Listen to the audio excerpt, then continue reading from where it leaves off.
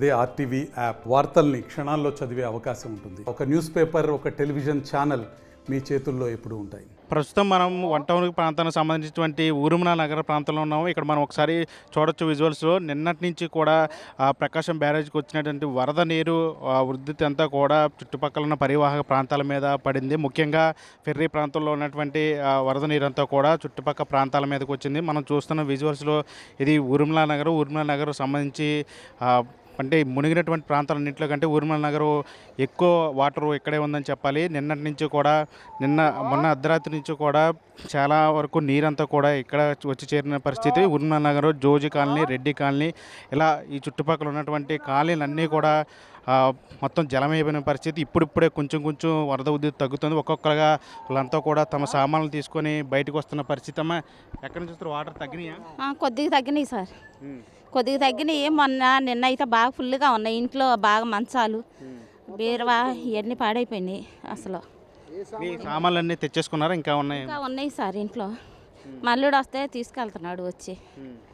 ఇంకా ఉండలేక వెళ్ళిపోతున్నాం. ఎవరి ఇళ్ళల్లో ఉంటాం, డాబాల్లో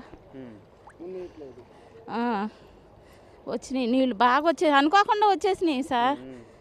ఆదివారం 7ంటికే బాగానే ఉన్నాం. 7:30 కానించి బాగా ఫుల్గా వచ్చేసింది వాటర్. ఇంకా అటు కదలలేకపోయాం, ఇటు కదలలేకపోయాం.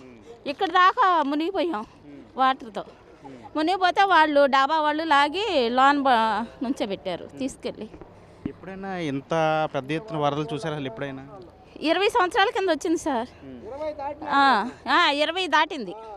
20 దాటింది. అప్పుడైనా కానీ బాగానే ఉంది. అవి పడవలలో తీసుకెళ్ళారు. ఇప్పుడు ఏ పడవ కూడా డబ్బులు ఇస్తేనే తీసుకెళ్తున్నారు. డబ్బులు అయిపోతే తీసుకెళ్ళట్లేదు అసలు. అలాగైపోయింది. చూస్తున్నాం కదా, వీళ్ళంతా కూడా చెప్తున్నది ఇదే. అంటే మొన్నటి నుంచి కూడా ఇదే పరిస్థితి ఉంది. ఈరోజు కొంచెం నీళ్లు తగ్గుముఖం పడటంతో మేమంతా కూడా మా సామాన్లన్నీ కూడా తీసుకొని వస్తున్నామని చెప్తున్నారు. మనం ఒకసారి విజువల్స్లో కూడా చూడొచ్చు. ట్రాక్టర్ల మీద వాళ్ళందరినీ కూడా తీసుకొస్తున్నారు. ఇంకా చాలామంది లోపల ఉండిపోయారు. వాళ్ళందరినీ కూడా ఇలా ట్రాక్టర్ల మీద తీసుకొస్తున్నారు. ఎందుకంటే నీళ్లు కాస్త తగ్గుముఖం పట్టాయి కాబట్టి ఇక్కడ పడవలు నడపటం సాధ్యం కాదని చెప్తున్నారు. ఈ నేపథ్యంలో ట్రాక్టర్ల మీద అయితే వీళ్ళందరినీ కూడా తీసుకురావచ్చు అని చెప్తున్నారు. మనం చూడొచ్చు విజువల్స్లో. వీళ్ళందరికీ కూడా లోపల ఎవరైతే బాధితులు ఉన్నారో వాళ్ళందరికీ కూడా కావాల్సినటువంటి ఆహారం కానీ, మంచినీళ్ళు కానీ అవన్నీ కూడా ట్రాక్టర్ల మీద తీసుకెళ్తున్నారు. వాళ్ళందరికీ కూడా, ఎందుకంటే ఇంకా చాలామంది లోపల వాళ్ళందరినీ బయటికి తీసుకురావాలి కాబట్టి ఒక పక్క ట్రాక్టర్ల మీద వాళ్ళందరినీ ఒక్కొక్కరుగా బయటికి తీసుకొస్తూ ఉన్నారు. మరో పక్క వాళ్ళకి కావాల్సినటువంటి కనీస అవసరాలు, మంచినీళ్ళు కానీ, ఆహారం కానీ అవన్నీ కూడా తీసుకెళ్తున్న పరిస్థితి కనిపిస్తూ ఉంది. అంటే వీళ్ళంతా చెప్పేది ఒకటే, ఇప్పుడు కూడా 2-3 దశాబ్దాల్లో ఎప్పుడు కూడా ఇట్లాంటి వరద చూడలేదని చెప్తున్నారు. ఊరుమల నగర్ ప్రాంతంలో ఎప్పుడు వరదలు వస్తుంటాయి, కానీ ఇంత పెద్ద స్థాయిలో వరదలు రాలేదని చెప్తున్నారు. ఈసారి మాత్రం పెద్ద ఎత్తున వరదలు రావడంతో చాలామంది ఇబ్బందులు పడ్డామని చెప్తున్నారు. ఇంకా స్థానికులు ఉన్నారు, ఒకసారి మాట్లాడే ప్రయత్నం చేద్దాం. సో చెప్పండి, అంటే ఇంత పెద్ద స్థాయిలో ఎప్పుడు వరద రాలేదని చెప్తున్నారు, ఏమనుకుంటున్నారు? లగడపాటి రాజగోపాల్ గారు ఉన్నప్పుడు ఇంత వరద వచ్చింది. ఆ తర్వాత వచ్చేసి ఆ బుడమేర పూర్తి చేశారు. ఆ తర్వాత ఇంతవరకు రాలేదు. ఇదే మొదటిసారి 20 సంవత్సరాలు 25 సంవత్సరాల తర్వాత 20 సంవత్సరాల తర్వాత ఇదే మొదటిసారిగా వచ్చింది. ఇంత ఉత్పత్తిగా వస్తుందని ఎవరు ఊహించలేదు. ఎవరికి వాళ్ళు అన్ని సామాన్లు వదిలేసి ఆటోలు మొత్తం వెహికల్స్ మొత్తం పాడైపోయినాయి. ఏవి పనికిరావు ఇప్పుడు. అవి ఒక్కొక్క ఆటోకి వచ్చేసి ఒక 10,000 ఉంటే కానీ రిపేర్లు చేయించుకోలేరు. ఈ విధంగా ఎప్పుడు ఉత్పత్తి ఈ విధంగా జరగలేదు. అది విషయం. అంటే ఏ ప్రాంతాలు మునిగిన ఎక్కువంటే ఇక్కడ లోతట్టు ప్రాంతాలు ఇవన్నీ కూడా? ఊర్మిళ నగరు, రెడ్డి కాలనీ, ఏకలవ నగరు, నొలగపేట, ఈ 3 ప్రాంతాలు. చర్చి కాడి నుంచి మొత్తం మునిగిపోయింది.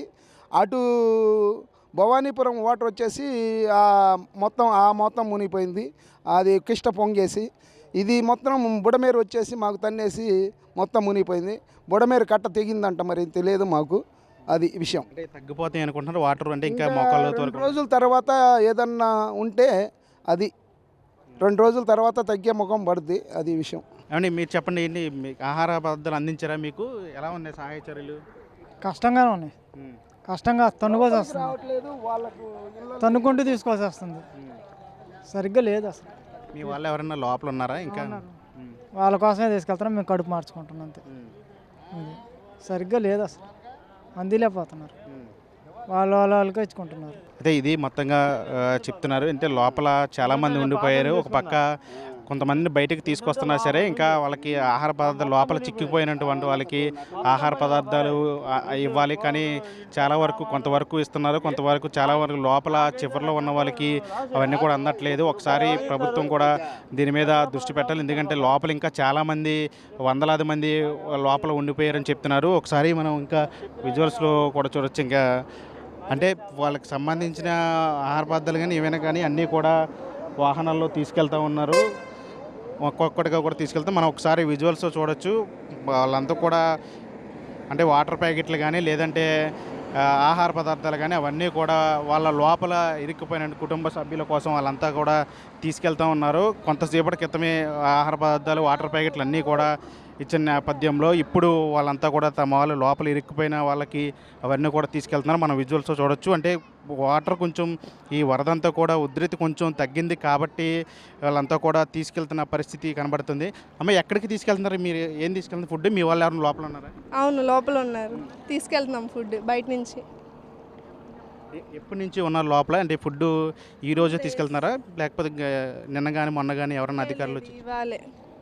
ఇవాళే కొంచెం ఎక్కువ సరఫరా ఉన్నాయి, అన్నీ కొంచెం మంచిగా ఇస్తున్నారు నిన్నటికంటే. అంటే ఇప్పుడు చూడండి వరద వచ్చింది అంటున్నారు. ఏమని ఫీల్ అవుతున్నారు మీరు? అంటే ఇంత పెద్ద స్థాయిలో వరద మనుషులు మునిగిపోయేంత ఇలా ఉందండి. ఇంకంతమించి ఏం చెప్పలేం. లైఫ్లో ఎప్పుడు ఎక్స్పెక్ట్ చేయలేదు ఇలాంటివి రాకూడదని కూడా అనుకుంటున్నాం. Thank you. ఇదే చూసాం కదా ఇక్కడ. అంటే యువత కూడా ఒకటే చెప్తున్నారు, మేము ఎప్పుడు కూడా ఇలాంటి వరద చూడలేదు. మేము పుట్టి పెరిగిన తర్వాత ఇట్లాంటి వరదలు రావటం కూడా మంచిది కాదని చెప్తున్నారు. అంటే ఒక పక్క బుడమేరు కట్టలు తెగిపోయి అటు సింగినగర్ కానీ చుట్టుపక్కల ఉన్న ప్రాంతాలన్నీ కూడా మునిగిపోయి, మరో పక్క ఇటు ప్రకాశం బ్యారేజీకి పైన ఉన్నటువంటి వాగులు ప్రాజెక్టుల నుంచి వచ్చినటువంటి పెద్ద ఎత్తున వచ్చినటువంటి వరద నీరు ప్రకాశం బ్యారేజీని కూడా ముంచెత్తింది. ఆ నీరంతా కూడా మొత్తం చుట్టుపక్కల ఉన్నటువంటి ప్రాంతాల మీద పడింది. దీంతో ఇటు పక్క ఈ వన్ టౌన్ కానీ లేదంటే ఇబ్రహీంపట్నం కానీ ఈ ఊర్మిళ నగర్ ఇవన్నీ కాలనీలన్నీ కూడా పూర్తిగా జలమయం అయిపోయాయి. ఇప్పుడు ప్రస్తుతం నిన్నటి వరకు కూడా ఇక్కడ ఛాతీ లోతు వరకు కూడా ఇక్కడ వాటర్ ఉండేది. ఈరోజు కొంచెం తగ్గి ఇది మోకాల వరకు వచ్చింది. కాబట్టి మేమంతా కూడా మా వాళ్ళకి అవసరమైనటువంటి సరుకులు కానీ లేదా ఆహార పద్ధతులు కానీ తీసుకెళ్తున్నామని చెప్తున్నారు. ఒక పక్క అధికారులు చర్యలు చేపడుతున్నారు సరే అది పూర్తి స్థాయిలో అందట్లేదని దాని మీద కూడా దృష్టి పెట్టి తమ వాళ్ళందరినీ బయటికి తీసుకురావాలని చెప్పి వాళ్ళందరూ కూడా కోరుతున్న పరిస్థితి కనిపిస్తుంది. ఇది ఇక్కడ వన్ టౌన్ ఊర్మిళ నగర్ సంబంధించిన పరిస్థితి. ఉడిజన్స్ ప్రసాద్ మనీ RTV ఊర్మిళ నగర్ నుంచి. మరిన్ని వీడియోస్ కోసం ఛానల్ ని సబ్స్క్రైబ్ చేయండి. లేటెస్ట్ అప్డేట్స్ కోసం వాట్సాప్ ఛానల్ ని ఫాలో చేయండి. అండ్ లింక్ డిస్క్రిప్షన్ లో ఉంది.